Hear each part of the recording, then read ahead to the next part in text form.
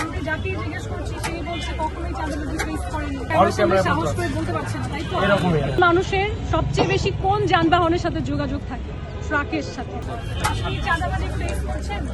এখনো পর্যন্ত করি নাই। কাউকে চেনেন যে করেছে? না।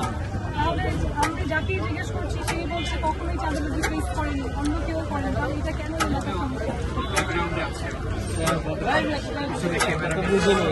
হয়তো অন ক্যামেরায় বলতে পারতেছে না, তো যাই হোক এখন যেটা আপনার ক্যামেরার সামনে বলতে পারতেছে না। তাহলে আমার এই এলাকার মানুষ সবাই চাঁদাবাজিতে সমস্যা ফেস করছে, অবশ্যই, কিন্তু কেউ ক্যামেরার সামনে সাহস করে বলতে পারছে না, তাই তো?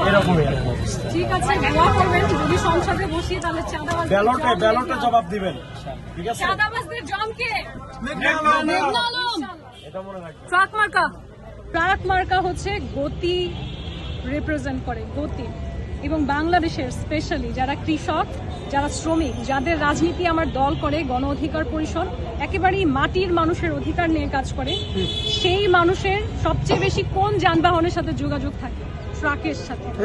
ট্রাক বাংলাদেশের যে আবহমান পরিবর্তন সেটার প্রতীক, এবং এই ট্রাকের প্রতীক নিয়ে আমি আশা করি বাংলাদেশ সামনে এগিয়ে যাবে ইনশাআল্লাহ।